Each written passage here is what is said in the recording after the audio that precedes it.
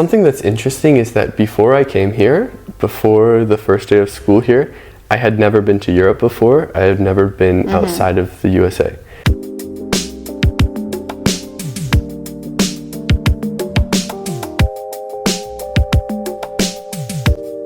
Hello, this is ARCHIP podcast. I'm Regina Lopatova and I have Milo here with me.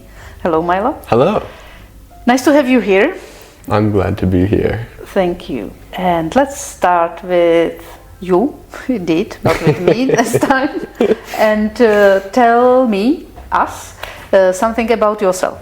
Where you come from and what's your background, a little bit about your high school, because I presume that some of high school students are also following this podcast. So can you jump a few years back to your teens, let's say? Yeah.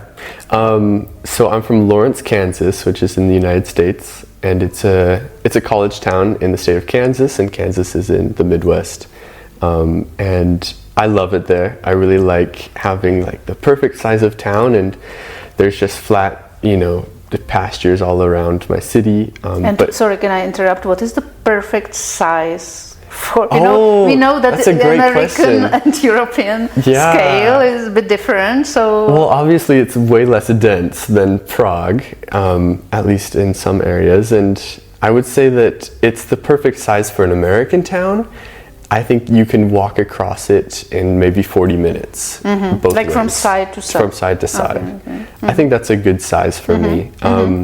And I think the crown jewel of our town is that we have a state university there, and so that keeps people cycling through. And I live there because my dad teaches at the university, and I think that's what makes our town special, is we have so many different people with different experiences and thought processes. It makes for a great high school experience. I have classmates that have all different backgrounds. A lot of them have professors for parents and stuff, and I really look back on my high school days with fondness. Like, I sometimes look back, I'm like, man, how come I can't just like do high school all the time?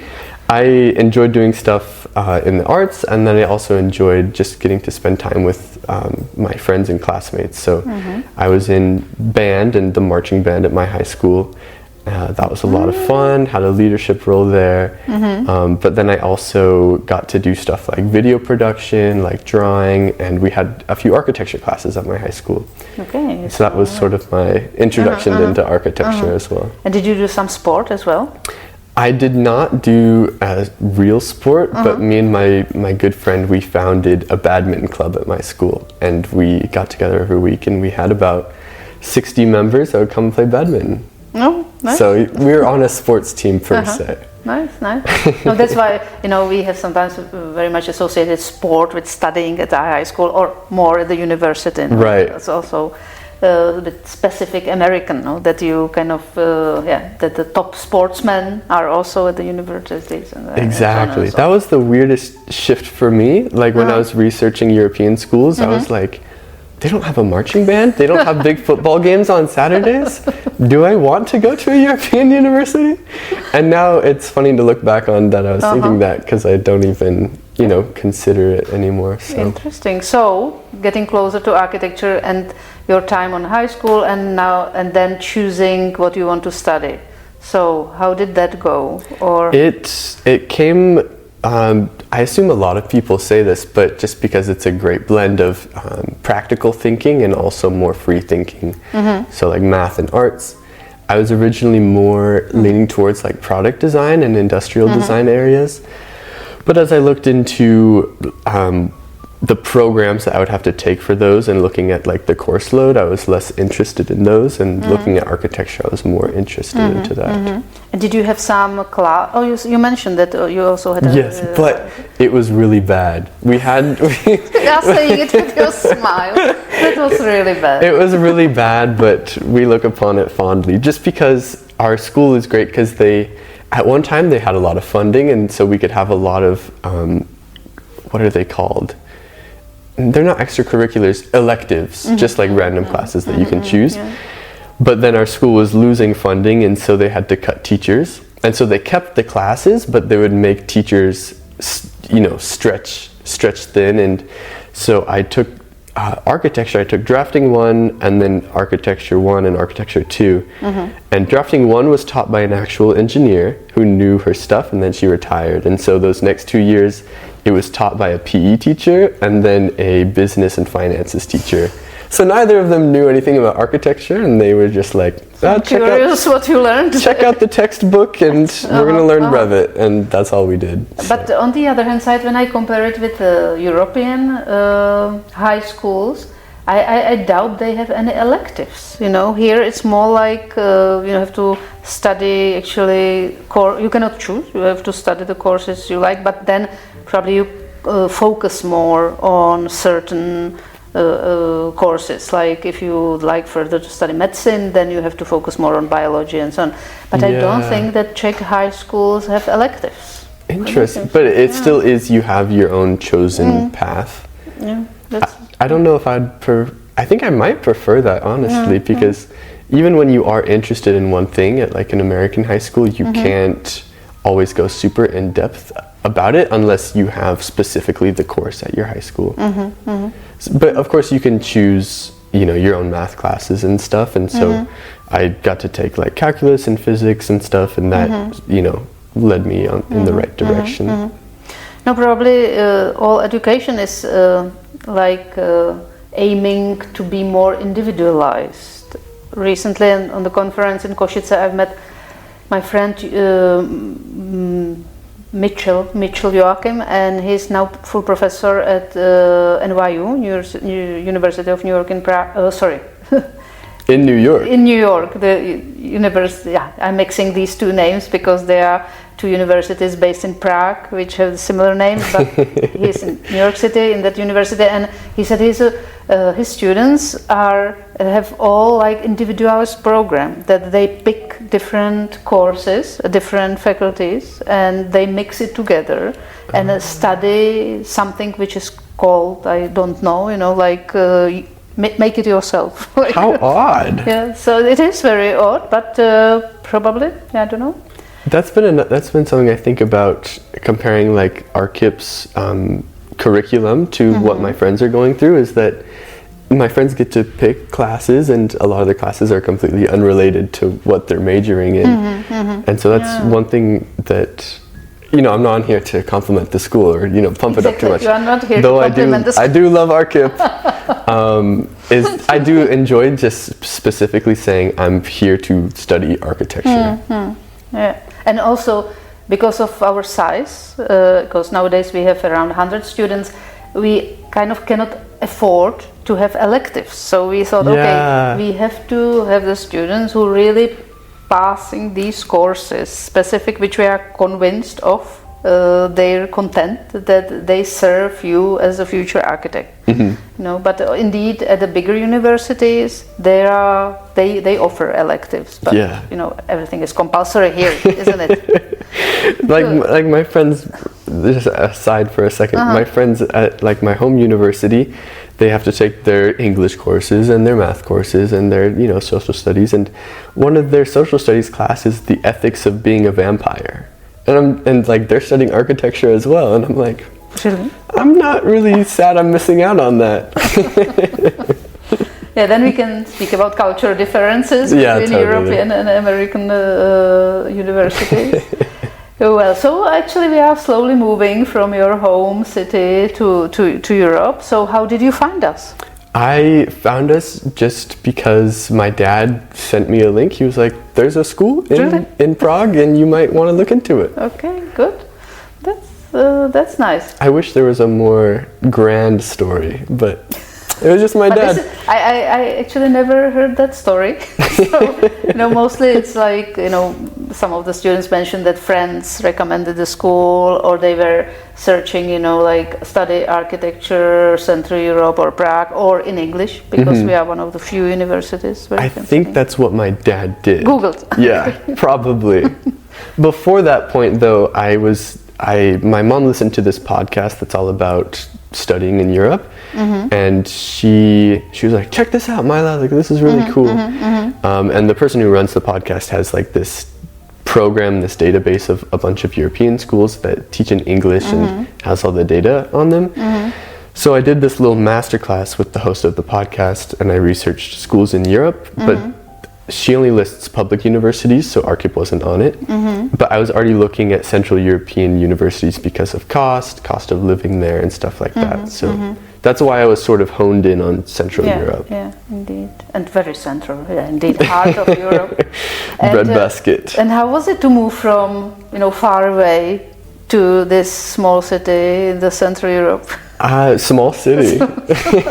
I mean, compared to some of your cities or Asian cities, It's something that's interesting is that before I came here, before the first day of school here, I had never been to Europe before. I had never been outside of the USA. And so I came here and I couldn't compare it to anywhere else besides my hometown. So that already makes for a really interesting comparison. But honestly, I don't think it was that much of a what do people say? Culture shock? Not at all. Not at all. I think culture is so global these days that it's not too different. One thing I did notice when I went back home this past summer is how used to beautiful buildings I became over the course of the school year, and then going back home and driving by strip malls and ugly bank buildings. I was like, oh my goodness. Yeah, right. I'm also, I have to say, I'm traveling by tram every day from my home to here, and still I'm looking around, and still I'm like positively surprised when looking at the buildings. I'm not speaking about politics, I'm not speaking about other stuff, but when looking at the buildings, I think we still have a very nice city to live in. Yes. And to spend our time, and that was at the core of our program. Or when we were planning for the school, we thought, okay, people will study architecture in these cities, and this is really like a book, kind of a book about the history of architecture, this city. But indeed, we teach modern architecture, and specifically now with our guest professors and new studios, we are focused also on AI in architecture and on Sky City. So can you share your experience with the project you are currently working on? So as with the past guests, I'm in the Sky City studio, which is led by Winnie Mass. And the thing, I was originally very excited about it, and I have, over the course of the semester, I've become more excited about it in a completely different way than I originally imagined. At first I was sort of just like, okay, it'll be a great opportunity to stretch my brain and, get to work with a great mind. But now I've realized that it really was beneficial because the studio structure is so unique. I really, getting to work with a ton of my classmates all on one project. It's not like a 4-person group project, but it's a 18-person group project or something. And that has just been a massive lesson in the actual work and how to do work. So I think that's been the best. Yes, exactly. I can imagine. It's a studio in soft skills just as much as it's a studio in architecture, which I think is great. Yeah, I think it prepares me for whatever may lie ahead in my career. That's true. You are going to work in a team. That's 100% sure. Exactly. I would say, it's inevitable. It's not only one-man show, architecture. On the other hand side, now you work with another 17 or how many, say, architects, future architects. So, I mean, our profession is a bit specific. It attracts also people who, who let's say are very individualistic, or some of them at least. So in your future career, I think you will have more interdisciplinary teams, in your future work. So I think now it's tough. it's going to be a little bit easier, because I would say that you are not going to work with another 17 architects in your future. It could happen, but right, people will have a specific job in there that I can and that's, I think, something very exciting to work with, people from other professions, like the professors which you had on your reviews coming from the Faculty of Transportation. And when I took part in that, I always found their comments very useful because they come from different world and yeah, they are and sharing they their know knowledge. so much. Yeah, and they are surprised of what we are doing and how we think and so on. So I mean, yeah, working in team, that's important, and I'm happy that we are able to teach that because we have or offer that to you because we haven't done that before. We grouped people in the teams, but not in such big teams. Yeah, right. And I think that one part of that has been super awesome is that people are coming into this school with their own past experiences and specializations in certain areas. So getting to see students that shine in graphical representation or 3D modeling, it's been a great opportunity for them to really hone in and specialize what they like to do. Yeah, that's true. But this is not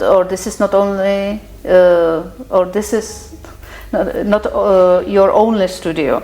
You did attend to other studios led by the same teachers actually, because you are in the second year.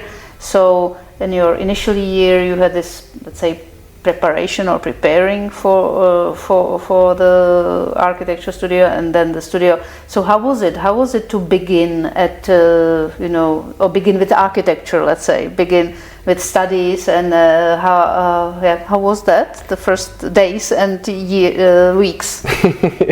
It's really fun to look back on how much I didn't know and how much I thought I did know. And I think that speaks to having good studio leaders like Shimon and Lukasz were great because they didn't make us feel like we didn't know anything. Obviously we needed to grow, but they led us from where we were at, from just beginning architecture students to learning how to really develop a solid idea and project. And they really did that through statistics and key performance indicators, which is a KPI, and that's a term that we really disliked by the end of the semester because people would say it all the time and it lost its actual meaning.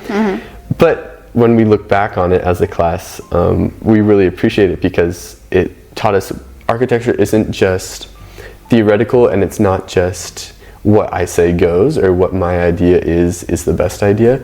It shows us that we actually have to prove that our idea is the best. And we have to show it through key performance indicators, user reviews, and stuff like that. So I think there was a good basis for architecture and starting off on the right foot.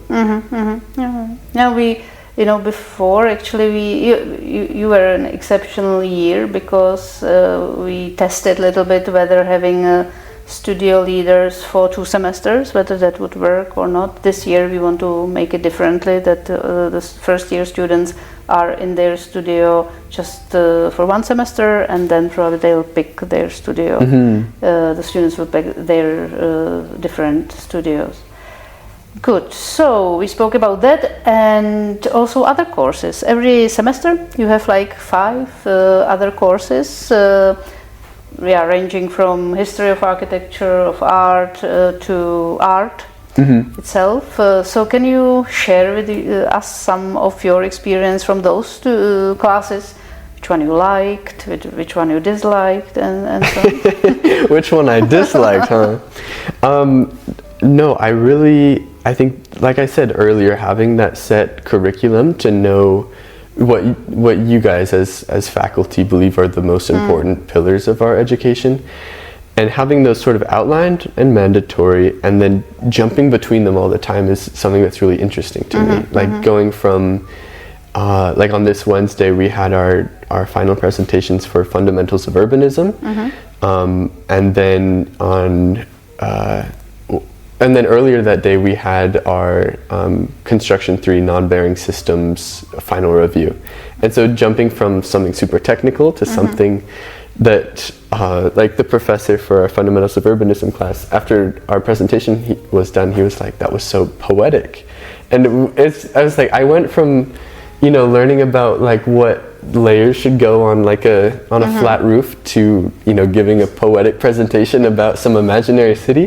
That's quite a different thing, and to outside people that might seem completely unrelated or at least very far apart. But learning uniting those and seeing how many times I jump between them and how they really are connected, I think that's really cool. So Yeah. No, that's we always wanted to have like minimal amount of classes, because we feel that you should, as a student, you should invest most of your time into your project, and then other classes are like complementary. Ideally, you should use the knowledge gained in those classes for your project. Yes. Which doesn't happen very often, because indeed sometimes you are into medieval architecture, but you have a project of Sky City, so right. That's not something which could be related. But we tried that, and when you mention your Fundamentals of Urbanism class, that's led by Lukáš Vacek, who is the head of Department of Planning in Prague 5, the smaller. Even though it has over 120,000 people living there, but it's one smaller in footprint, perhaps, of Prague. But that's what also we try, that we bring into teaching people from practice. That either they are practical architects, or they work at the offices or heading some municipal offices, and then they share the knowledge or their knowledge with students. Mm-hmm. And are there any other classes you would like to mention? Or for example, combining. That's what I with my colleagues, we compose the curriculums to make an ideal school, which actually we would love to study. Yeah, or how we imagine. And that's how I think about it. It's like, I know that the people who put this together think this is the perfect arrangement. That's great to hear, because that was so. Also being in Prague and walking around Prague or going outside of the class. Can you mention some of your, or participating in workshops, or going for field trips, or something? That's, I think our history class, like our history of architecture and history of art class, has been one of the classes that I'm like most excited for. Like day of, when I wake up, I'm like, oh, I have history today. Because when living in Prague, and especially when so many people come through and you meet so many people that are like here for a vacation or here for the first time, it gives you a great opportunity as an architecture student to practice what you know, and be like, when you're walking down the street with them, you can, maybe they have a question, or maybe you're just a little bit cocky, but you're like, oh, that's this and that's that, and you explain it, and that helps you prepare for the test anyway. So I think that's one of my favorite parts of the curriculum, is just being able to see what I know out on the streets and stuff. Yeah, that's the historical, indeed, and history of architecture. Indeed, when we have our studio briefs, we also very often stay in Prague or above Prague, but we don't focus only on the, let's say, UNESCO protected center. We also go like further. We tackle the problems of today, also sustainable problems and other. Yeah, and that's something that I've enjoyed so much, is that like we don't stay in the center. There's so many field trips that I've gone on that are in parts of Prague that I would have never gone to otherwise, and it gives me a good glimpse, not into just what we are specifically doing the field trip for, but just how a different part of the earth is created, and laid out, how cities and villages work. Did you have a chance to travel outside of Prague? Have you visited some other cities? Yeah, totally. Getting to be in Central Europe and just, in the center of everything is awesome. I've mostly traveled just north and south. I did a lot of that last year, but so I've been to Vienna, and I've been to Dresden, I've been to Berlin, and then also just the amount of Czech towns that I've been to so far, I've been pretty grateful for. It's not like I need to leave the country to see something, know? I have the same feeling, and I'm also traveling a lot, and I come from here, and I'm still surprised, how many places actually I still have to discover. Yeah, that's because awesome. They are so interesting and so nice. And having like the densest rail network, like we were talking about earlier this week, it's very nice. Yeah. And getting to visit Pardubice last year, where you come from, that was great. It was like an awesome opportunity because we stayed overnight for like a week or something. In the gallery. In the gallery. It was so cool to just live in a smaller city, see everybody biking around, and of course, having money to pay for ice cream every day was great as well. But it was summer. It was a great week just to experience what a different town is like, and I really like that town now. Yeah, it's very flat. And Good for biking. and that's true. Also, being able to stay in that newly opened gallery, the Pardubice Gampa, the gallery of the city of Pardubice, and probably we have to mention that our exhibition called Czech Visions was placed there, and after being exhibited in Brno and Prague, it went to Pardubice, and now we are planning for potentially to have the exhibition in Ostrava. There is a huge festival in July called Colors of Ostrava. Guess who the main stars are coming? And a bit broader. Iggy Pop and Sting. Oh, Sting! Okay, I'll go see Sting. That sounds fun. So we hope that we will be able to exhibit it there. It's 4 years. It's a combination of music festival and something which is called Melting Pot, where they invite people from different professions. So I had a chance to be part of the discussions there for past 3 years. Fun. So we hope to get our exhibition there and be able to exhibit the work of the students there for the vision of the Czech Republic. So I should mention that it's not like we were there to help install the show. We weren't just hiding out during the exhibition in the rafters or something. We helped install it. And that was also another, great opportunity, is getting to do some work and just I don't know, seeing how an exhibition will work and communicating with the staff and stuff like that. Great experience. Yeah. And we are publishing the book, hopefully soon. Yeah, I saw a draft of it last week. It was really good. It's almost ready. Should be published, let's say January. We hope for pre-Christmas time, but it didn't work out. So let's hope January and February. So there will be some photos I took in there. Yep. Fingers crossed. Great. So that is the something from our school, and let's turn to the future. So, will you stay with architecture, or after your bachelor degree you will move somewhere else? Oh, I think you would be crushed if I said I wasn't going to stick with it. After such a positive comments on architecture. No, I'm actually going to be an actor. No, I'm going to switch to business, actually, as we talked about. No, I think I do want to stay with architecture. When I went home this summer, and all my family was like, "Oh, how is it? Do you like architecture?" And I feel like I was really blessed to. I feel like I hit the mark on my first try. Because people go to school and they're like, "Okay, maybe I don't like this, maybe I don't like that." But so far, I mean, I'm only in my 3rd semester. So far, I feel like it is what I am, chosen to do. That's good. That's good to hear. Super. So stay with. So I hope you stay with that. And indeed, we have in Europe, as you are aware of, we have this 3+2 program, which is 3 years bachelor program, 2-year master's program, and we are indeed. When I studied, there was only 5 or 6 in my time. It was 6 years program. It was only master program. There was no split in the middle, and now it's different. But I support that system, because I feel for you students, as it gives much more opportunities, to study at different parts of Europe, world, and actually find what you are interested in architecture, because it's very broad profession, and then continue with that. Yeah, so I look forward to the opportunity to sort of specify a little bit more as I move on in my architectural education.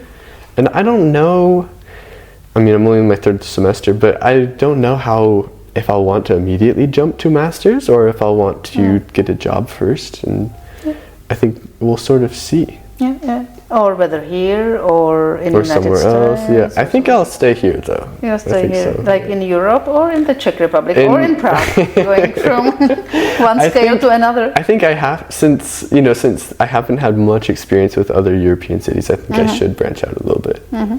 Yeah.